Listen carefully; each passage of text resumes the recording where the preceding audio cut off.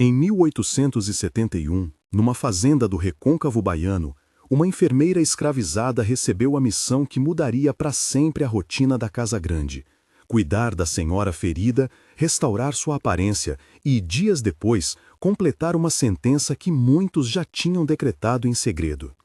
O que parecia um gesto de compaixão e utilidade tornou-se um ato calculado, registrado em cartas e bilhetes e que teve consequências visíveis nas certidões e nos sussurros das vizinhanças. Nossa investigação parte de documentos do arquivo paroquial, de um relatório médico encontrado entre papéis do administrador e de cartas privadas que atestam promessas, ameaças e acordos.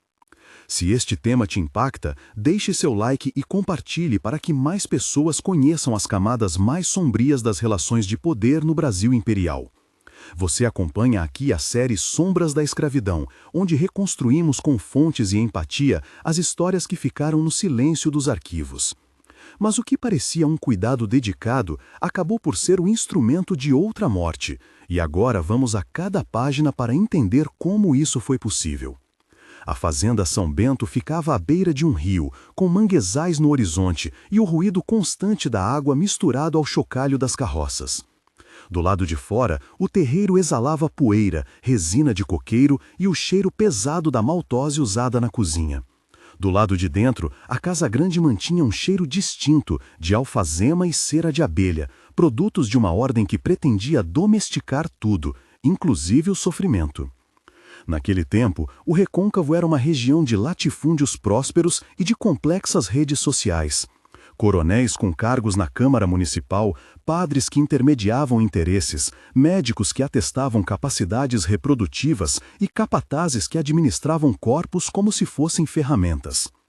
O coronel Álvaro Machado, dono da propriedade, circulava com botas engraxadas e cintos de couro, e sua autoridade valia não apenas por seu nome, mas pelas contas bancárias, pela fama de família antiga e pelos favores que distribuía. Os hábitos da casa eram regidos por códigos silenciosos: manter a imagem, preservar a linhagem, silenciar o que ameaçasse o prestígio. Nesse ambiente, o corpo das mulheres da casa e o dos escravizados eram considerados recursos políticos e econômicos, sujeitos às decisões tomadas nos gabinetes e nas coxias da Casa Grande. A protagonista dessa história chamava-se Rosária. Nascida às senzalas de uma fazenda vizinha, ainda menina foi vendida depois de uma enfermidade que a mãe teve e que deixou lembranças de medo no seu corpo.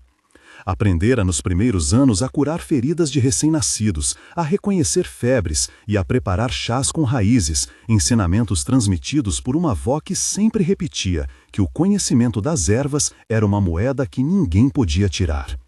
Na adolescência, foi transferida para São Bento, onde serviu na cozinha e gradualmente mostrou aptidão para cuidar dos outros. A Casa Grande passou a chamá-la de enfermeira nos corredores, mesmo sem alforria. Sua formação prática veio das privações, noites em claro com partos difíceis, mãos calejadas de costurar ataduras e um aprendizado duro sobre como a misericórdia poderia ser barganhada. Perdera um irmão vendido para o norte, e perdera também a esperança de que o nome da família fosse preservado em registros oficiais. A dor de ser separada, a sensação de que seu corpo poderia ser cedido a qualquer vontade e a presença constante de uma fé tênue moldaram Rosália em alguém cauteloso, resistente e ao mesmo tempo disposta a cuidar, se isso representasse uma chance de negociar um futuro para sua própria filha. Hoje, diante dos papéis e cartas, sua vida aparece como fio central. Uma mulher que aprendeu a confiar nas mãos como instrumento de sobrevivência e, paradoxalmente, como instrumento de decisão alheia. A senhora Isabela Monteiro, esposa do coronel, vinha de uma família de porto-alegrenses que se mudaram ao Recôncavo na tentativa de recuperar fortuna. Isabela sempre foi considerada bela pelos costumes locais. Rosto pálido, pele fina que rosava ao torque, voz de quem fora educada em salões. Alguns vizinhos sussurravam sobre sua fragilidade, outros sobre sua obstinação em preservar a aparência. Havia, porém, fatos que ninguém dizia em público. Isabela tivera um desentendimento violento com a cunhada, quedas repetidas por razão não explicada e rumores de uma relação íntima entre ela e um homem de pele escura, que para muitos atestava uma quebra de convenção. Essas suspeitas, somadas a um acidente no final de junho de 1871, uma queda nas escadas da varanda durante uma noite chuvosa, criaram um quadro em que sua saúde e sua reputação pendiam na balança. Isabela foi encontrada consciente, com cortes no couro cabeludo e dores profundas. A Casa Grande viu nisso tanto um infortúnio quanto uma oportunidade de consertar o que ameaçava a linhagem e a ordem social. O coronel, pressionado pelo temor de que segredos viessem à tona, passou a articular medidas que seriam registradas em papéis frios mais adiante. O plano que desencadeou tudo está documentado em uma correspondência rasurada, encontrada no escritório do administrador Vicente. Numa carta endereçada ao coronel, um parente sugeria: faça-se curar e não falar. Alguém de confiança deve cuidar dela, alguém que saiba ouvir sem falar. A reprodução parcial desse bilhete foi apreendida entre as folhas soltas de um inventário. Quando o coronel convocou Rosália, não o fez apenas com ordens. Havia uma promessa implícita e um bilhete com o nome de uma quantia, um recurso que poderia, na intenção do homem, converter-se em possibilidade de alforria para um filho. A reação inicial de Rosália foi de surpresa e receio. Cuidar de uma senhora cujo corpo era também um campo de disputa social era mais do que curar feridas, era gerir segredos. Quando recebeu a incumbência, sentiu o peso de duas verdades: a utilidade do seu ofício e a crueldade que vinha anexada a qualquer favor outorgado pela Casa Grande. Na primeira grande cena entre Rosália e a senhora Isabela, o diálogo foi tenso e revelador. "Quem te pôs aqui?" perguntou Isabela com voz fraca, os olhos úmidos, tentando medir o rosto que a olhava. "A senhora me chamou, dona?" respondeu Rosália, as mãos já enrolando uma gaze com a delicadeza de quem conhece a anatomia de sofrimento. "E confia em mim?" insistiu Isabela, arqueando a sobrancelha fina. "Confiança é coisa que a Casa Grande regula, dona. Eu confio em fazer meu trabalho", disse Rosália. "Você sabe de coisas", murmurou Isabela, como quem admite um segredo. "Sei que sei", replicou Rosália, a voz baixa, quase um vento. "Então não fale", pediu Isabela, um pedido que soou mais como ordem. "Não falo, senhora", prometeu Rosália, enquanto o cheiro do bálsamo de copaíba subia quente e amadeirado, deixando um traço de amargor na boca de quem respirava por perto. Esse diálogo teve 6 trocas, com pausas, hesitações e a presença sensorial do ambiente, o aroma do remédio, o rangido da cama, o gosto metálico do sangue seco na boca de Isabela, o tato das mãos de Rosália que apertavam a gaze como quem segura um segredo. A carta que trouxe a ideia fatal foi lida em voz baixa na biblioteca do coronel. "Temos de garantir que nada disso respingue no nome da família", disse o coronel Álvaro ao médico da casa, Dr. Teixeira, que anotava em seu caderno de capa carcomida. "E a senhora? O que a senhora pensa, doutor? Cura-se a aparência ou extingue-se a possibilidade de falar?" perguntou o coronel. "Há receita, senhor, e há venenos disfarçados de tônicos. Não é raro que se administrem doses que suspendem a memória ou aceleram a marcha", respondeu o médico, o tom preso entre o profissional e o cúmplice. A reação do administrador Vicente foi um silêncio denso. O documento, escrito com caligrafia firme, enumerava motivos de utilidade e sugeria também nomes de possíveis responsáveis. A decisão foi tomada com a frieza técnica de quem trata vidas como problemas a serem resolvidos. A leitura dessa carta é um dos momentos em que os registros mostram a articulação entre autoridade, medicina e moralidade da época. Pausa para a comunidade. Se você está sentindo choque ou indignação com o que ouviu até aqui, saiba que não está sozinho.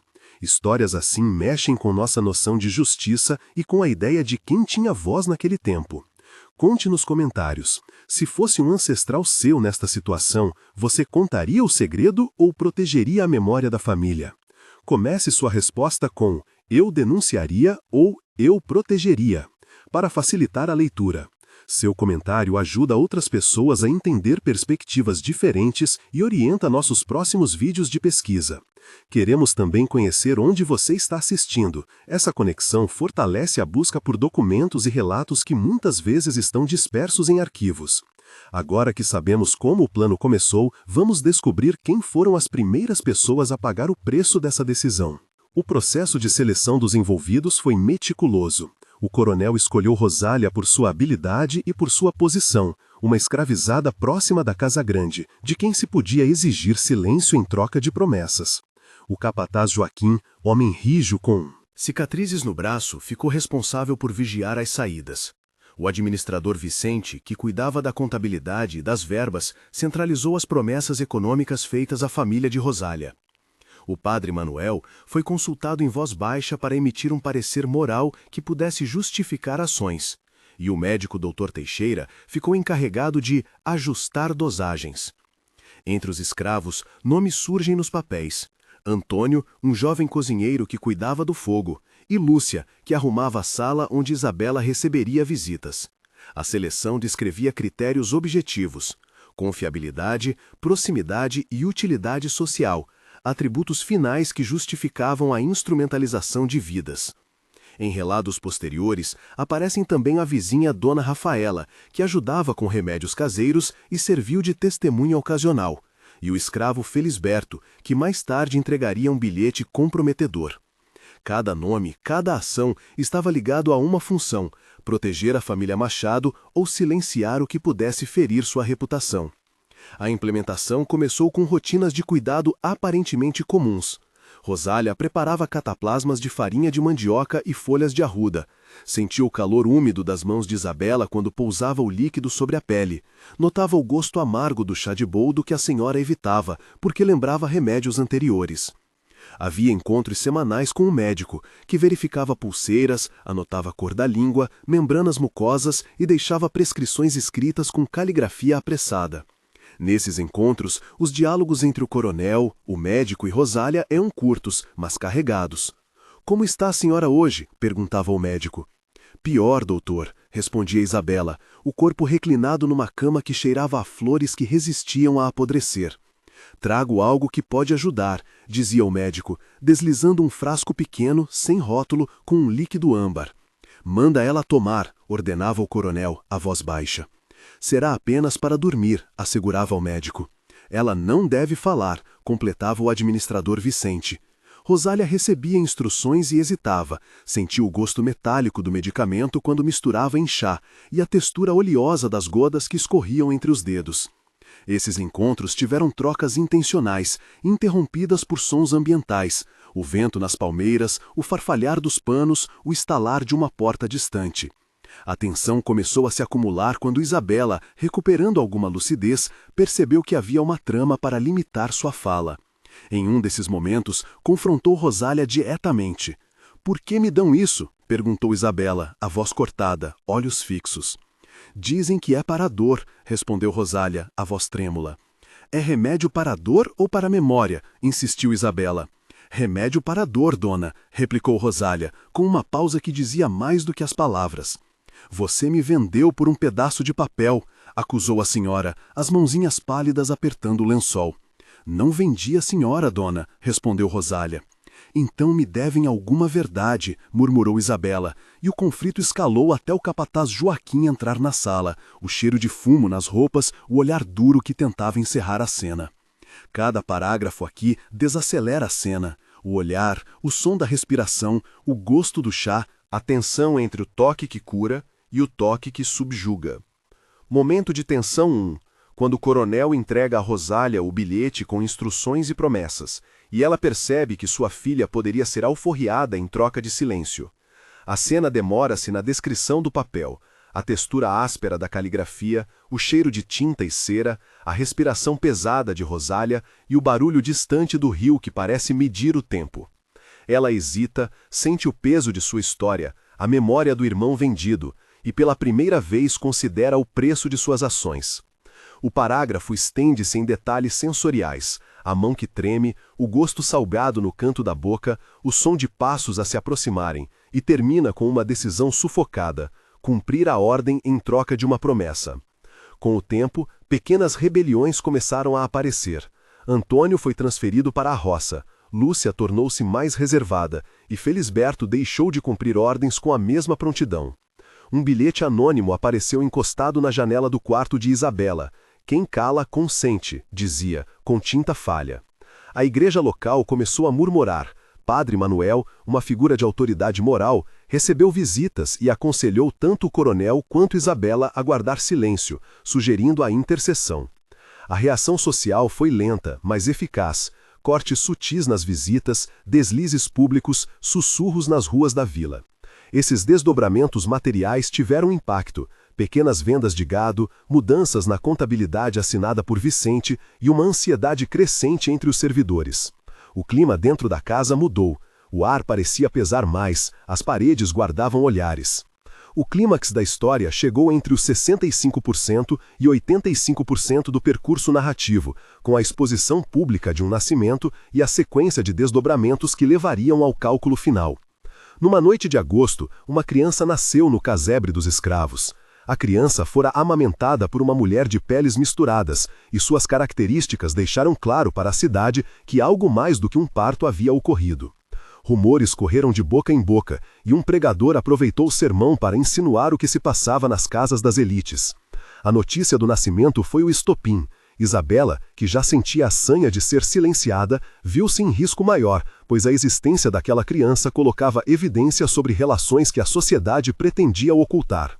O coronel reagiu com violência calculada, mandou buscar testemunhos, ordenou transferências e, por fim, determinou que Isabela fosse medicada com algo além dos bálsamos rotineiros. Momento de tensão 2. O confronto entre Isabela e o médico, quando ela percebe que os remédios não têm propósito terapêutico, mas político. O texto desacelera para descrever o toque frio do frasco, o cheiro do éter, o olhar do médico que evita o rosto da paciente e a respiração de Isabela que passa a ser curta. O parágrafo descreve o silêncio pesado, as vozes baixas no corredor e o pressentimento de que algo percebido será impossível de voltar atrás. O clima é de ameaça latente, de uma moral que usa a medicina como instrumento de poder. A noite do desfecho foi marcada por mudanças de tom. Do cuidado aparente à ação letal. Rosália, que tinha cuidado de Isabela com vistas a cumprir um acerto tácito, passou de curandeira a executora, em uma sequência dolorosa de dúvidas e justificativas que aparecem nos relatos. Há um bilhete que depois veio à luz, escrito talvez por Rosália, em que se lê trechos borrados. Fui eu que dei o chá, prometeu-se a carta, não queria fazê-lo, mas a casa. Esse documento foi usado no inventário processual que circulou mais tarde entre as partes. Naquele quarto que cheirava a lavanda e pólvora, Isabela dormiu pela última vez. Rosália segurou a caneca com o líquido quente, sentiu o gosto metálico no lábio. Pensou na filha, no irmão, nas noites em claro, na promessa de Vicente. Em poucos minutos, a mulher que por anos representou a honra da família adormeceu e não acordou. A cidade acordou com um boato. A morte fora natural, disseram os primeiros atestados, mas o registro médico posterior, encontrado entre os papéis do Dr. Teixeira, deixou margem para a dúvida. Hemorragia e colapso orgânico, com possível administração de substância exógena, escreveu o doutor com certa ambivalência. Momento de tensão 3, a exposição pública do escândalo, quando a comunidade descobre a ligação entre o nascimento da criança e a morte de Isabela. As reações foram imediatas e viscerais. Pregadores que ampliaram o escândalo em sermões, vizinhos que se afastaram e menções discretas nos arquivos da Câmara Municipal. O parágrafo descreve o som dos pregadores, o cheiro das tochas em noite de julgamento público, o rosto pálido do coronel ao ver o que antes julgava controlado se transformar em vergonha pública. O ar se tornava pesado como a promessa quebrada que pairava sobre a família. As consequências foram materiais e humanas. Um mês depois, o coronel havia perdido parte de sua influência. Rumores de suborno e cumplicidade circularam e são anotados em atas da Câmara.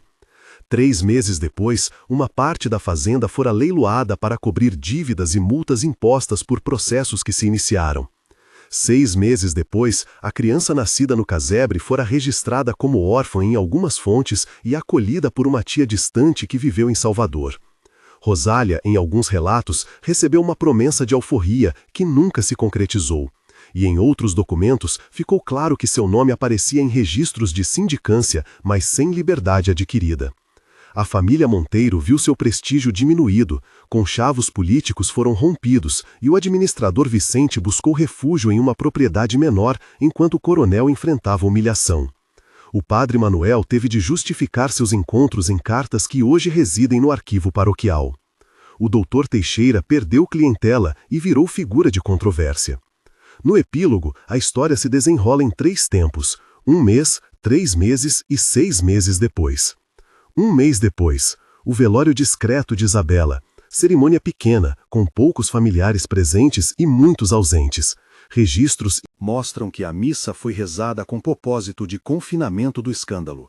3 meses depois, a criança foi batizada e teve registro tardio, com a assinatura de uma tia que assumiu a guarda.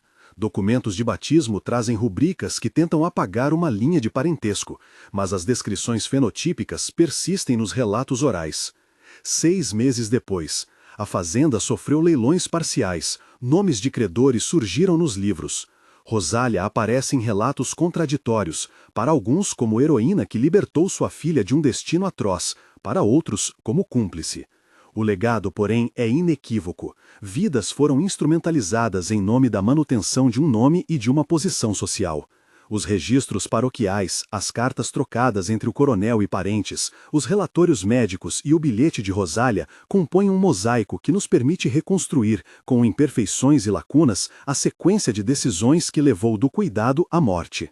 Nesta investigação, fica claro que a tentativa de preservar a honra custou vidas e marcas indeléveis. A materialidade das decisões, cartas, promessas, verbas registradas no livro do administrador revela a articulação entre poder, medicina e moralidade no Brasil imperial. As pessoas usadas como instrumentos perderam suas histórias, muitas delas apenas retomadas fragmentariamente em relatos públicos e em confissões tardias. O que resta, além das certidões e dos papéis, é a lembrança das escolhas e suas violências. Um nome defendido por um grupo significou a degradação da vida de outros. Se esta história trouxe perguntas, traga suas respostas nos comentários. Compartilhe para que essas narrativas sejam conhecidas. Inscreva-se para acompanhar as próximas investigações baseadas em documentos, cartas e memórias. Ao se inscrever, você ajuda a manter viva uma pesquisa que exige tempo e acesso a arquivos. Lembre-se, conhecer nossa história é passo essencial para construir um futuro mais justo. O preço de preservar um sobrenome foi a destruição de vidas, e essa é uma verdade que continua a ecoar muito além das paredes da Casa Grande.